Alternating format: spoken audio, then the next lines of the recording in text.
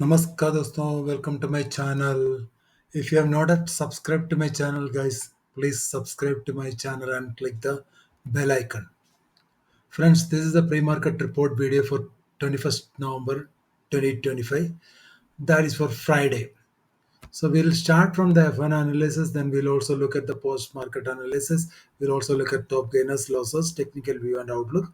And then we'll also look for the technical level for tomorrow and pre-market review.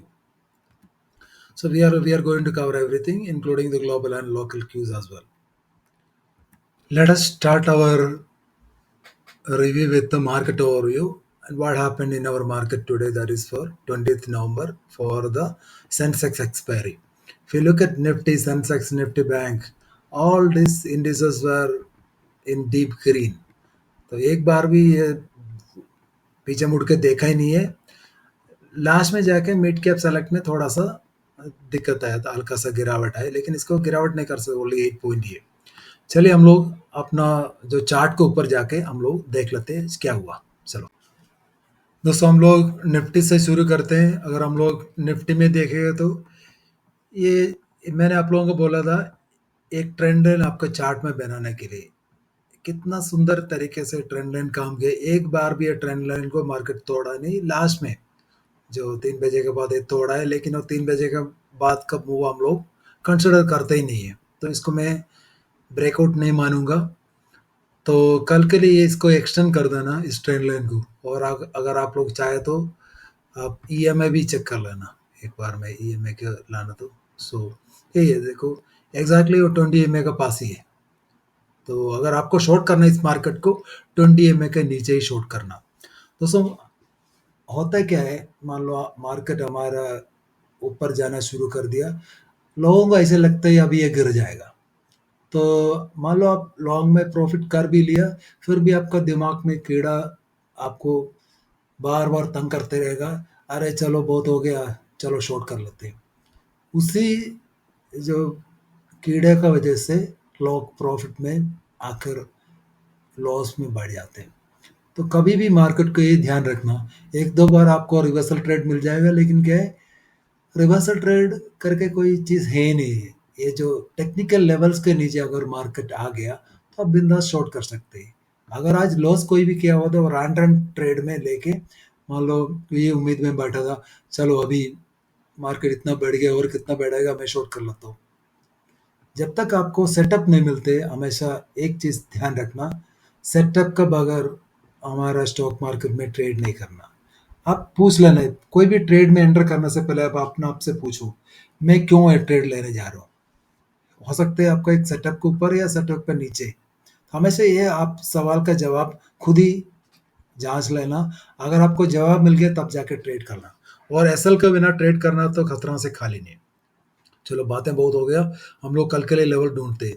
कल के लिए level है 250 के ऊपर ही आप लॉन्ग के लिए सोचना, और रहा बात शॉर्ट का 170 के नीचे आप शॉर्ट के लिए सोच लेना. बैंक निफ्टी में हम लोग एक देख लेते हैं. बैंक निफ्टी लगाट था, लेकिन उसके बाद क्या, बैंक निफ्टी को भी लोगों ने पंप कर दिया. उनको पता चल गया अगर विदाउट बैंक निफ्टी दे के नॉट मूव द मार्केट.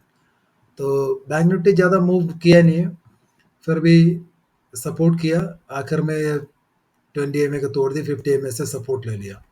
तो कल के लिए क्या लेवल मार्क करना है, अगर लॉन्ग करना है आपको 400 के ऊपर में. ज़्यादा लेवल्स दिख नहीं रहे मुझे बैंक निफ्टी में, तो बैंक निफ्टी में लॉन्ग अवॉइड ही करना ही ठीक है. शॉर्ट के लिए आपका लेवल है 300 के नीचे आप शॉर्ट कर सकते हैं. आपको टारगेट 59,250 और इवन 59,000 तक आपको मिल सकते हैं. सेंसेक्स था, पूरा गेम प्लान सेंसेक्स में ही चल रहा था.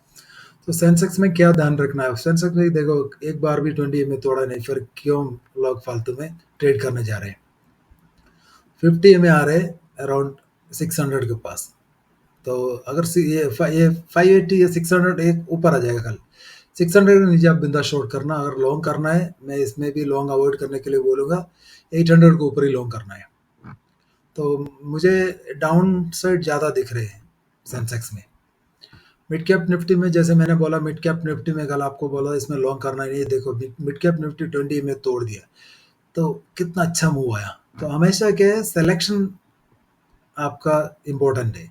आज सेंसेक्स एक्सपायर है था, अगर सेंसेक्स छोड़ के और कोई भी इंडेक्स में आप ट्रेड किया तो आपको अच्छा खासा प्रॉफिट मिल सकता था। तो कल के लिए ध्यान रखना, जब तक ये 1400 के नीचे इसमें बेरिशनेस कंटिन्यू रहेगा। अगर एक बार 14,000 के ऊपर चलना शुरू किया, तब जाके आप इसको 1420 के ऊपर जाके आप इसको लॉन्ग पोजीशन कंसिडर कर सकते हैं। सबसे मजाक की इंडेक्स इंडिया मिक्स, ये देख सकते हैं। हमारा जो मार्केट ऊपर जा रहा था, इंडिया मिक्स और तेजी से ऊपर जा रहा था। क्यों इसने उतना ऊपर गया? ताकि जितना भी प्रीमियम है वो लोग मैक्सिमम प्रॉफिट में निकाल पाएगा, इसीलिए इसको इंडिया विक्स को बढ़ा दिया। और एक और चीज़ है, मान लो इतना बढ़ने के बाद मार्केट को थोड़ा नीचे आना पड़ता है, तो नीचे आने के टाइम अगर मान लो कोई पुट खरीद भी लिया, पुट में लॉस में निकल गया होगा, तो कोई प्रॉफिट मिलने वाला नहीं है। हमारे मार्केट में बहुत सारे ऐसे एडजस्टमेंट, मैं इसको मैनिपुलेशन नहीं कहूँगा, ये एडजस्टमेंट चलते रहेगा। चलो हम लोग वो चार्ट में वापस आ गया। यूएसडी एनआर में देखा तो यूएसडी एनआर और वीक होते जा रहे हैं, तो ये बैंक निफ्टी के लिए अच्छा नहीं और मेटल सेक्टर के लिए अच्छा नहीं। कल ये बैंक निफ्टी और मेटल सेक्टर में आप ध्यान देना। क्रूड में थोड़ा सा बढ़ोतरी देखने को मिला है, और गोल्ड और सिल्वर में हलचल अभी कंटिन्यूस है। इम्पोर्टेंट डाटा इन इवेंट्स में बहुत सारे डाटा हुआ है, इनिशियल जॉबलेस क्लेम वगैरह आया, तो एक्सपेक्टेशन से बढ़कर आया थोड़ा सा। तो दो डाटा है इसमें, एक आया 224 है, एक आया 235 है। लेकिन ये इसमें से क्या है, उम्मीद और बढ़ जाएगा फेड रेट कट के लिए। आवरली अर्निंग्स वगैरह वो भी, उसमें भी गिरावट देखने को मिला है। नॉन फार्म पेरोल में बढ़ोतरी देखने को मिला, मिक्स डाटा आया हुआ है, तो आप पूरा चेक कर लेना। ये सबसे अच्छा होम सेल्स डाटा में बढ़ोतरी है, इसका मतलब है इकोनॉमी अच्छा कर रहे हैं। तो कल के लिए हमारा मार्केट के लिए दो इम्पोर्टेंट इवेंट है। एक S&P ग्लोबल मैन्युफैक्चरिंग पीए 10:30 बजे आएगा सुबह, और ग्लोबल सर्विसेज पीए में भी आएगा, तो ये चेक कर लेना। और शाम को यूएस का भी आएगा। तो हमारा 10:30 के ऊपर हमारा ये डाटा अगर अच्छा है तो और हमें रैली देखने को मिलेगा। अगर ये डाटा खराब है तो और गिरावट देखने को भी मिल सकते हैं।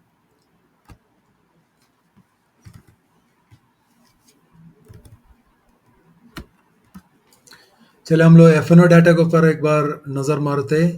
तो मैं जल्दी कंक्लूड करना चाहता हूँ दोस्तों। तो यहाँ देखें तो आज बहुत सारे पोजीशन बंद हो चुके हैं। ये जो data maximum mixed to bullish data है। तो खाली स्टॉक फ्यूचर में मुझे कुछ बेरिशनेस दिख रहे हैं, क्योंकि प्रोस ने बहुत बड़ा सेलिंग है। बाकी सब हर जगह पे रिटेलर बेरिश लेते हुए जा रहे हैं। तो समरी यही है कि इंडेक्स ऑप्शन में रिटेलर्स मिक्स टू बेयरिश है, F N pros mix to bullish है। स्टॉक ऑप्शन में रिटेलर मिक्स टू बेयरिश है, F N pros mix to bullish है। तो कैश मार्केट का डर देगा तो ज़्यादा बाइंग नहीं दिख रहा, लेकिन शॉर्ट कवरिंग के कारण सब भागते गया। ये नेट नंबर आपको कम दिख रहा होगा, लेकिन if you look at the total buying and selling, this is huge number. If you look at FII total buying and selling, it is more than 28,000 crore.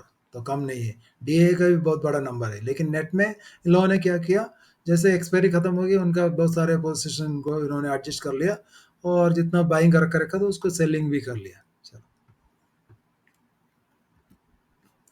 कुछ टॉप गेनर्स में हम लोग चलते हैं। टॉप गेनर्स में बहुत सारे स्टॉक है मैच की, लेकिन क्या आप टॉप गेनर में मैं आप लोगों को कुछ देने वाला नहीं है। आप चाहे तो एक्सिस बैंक नोट कर लो।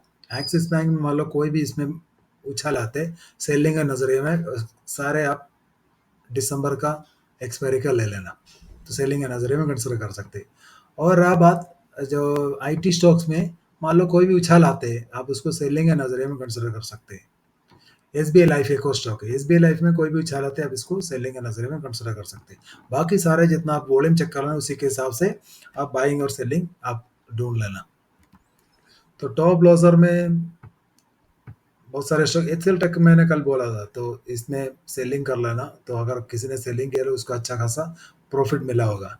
तो इन दिस यूनिलीवर का भी मैंने कल बोला था, उसमें भी ऐसे ही हुआ था। और एक और मैंने बोला था अपोलो हॉस्पिटल, उसमें भी अच्छा खासा डाउन मूव देखने को मिला। और सन फार्मा में मैंने स्पेशली बोला, तो सन फार्मा भी देखने को मिला है। तो यहाँ जितना वॉल्यूम, हाई वॉल्यूम स्टॉक्स जैसे एम हो गया, टाटा स्टील वगैरह हो गया, और आईसीआईसीआई बैंक में भी है, लेकिन आईसीआईसीआई बैंक को छोड़ देना, सेलिंग नहीं करना। बाकी आप वॉल्यूम देख के आप इसी एक्सपायरी में ट्रेड नहीं करना, चाहे तो आप नेक्स्ट एक्सपायरी में ट्रेड कर लेना। Finally technical view and outlook for Friday. तो यहाँ पे आप शॉर्ट अगर कोई करना चाहते हो तो निफ्टी में 26,170 के नीचे शॉर्ट करना आपको 2680 इवन 26,000 तक का टारगेट मिल सकते हैं। और लॉन्ग के लिए 26,250 के ऊपर लॉन्ग खोजना, तो एटीएच के ऊपर 26,320 आ सकता है। ये भी क्रॉस हो गया तो 26,360 तक मिल सकती है। तो मेजर रेजिस्टेंस है 26,300 है। तो मेरा भी है इसमें शॉर्ट करना है, 20 MA के नीचे ही शॉर्ट करना है। तो ये लिखा है 26,130 लिखा है, 330 है। ओके, सो पीसीआर का ओवरसोल्ड टेरिटरी में चला गया। बैंक निफ्टी में 59,300, मुझे बैंक निफ्टी ज़्यादा शॉर्टिंग इंस्ट्रूमेंट दिख रहे हैं कल के लिए।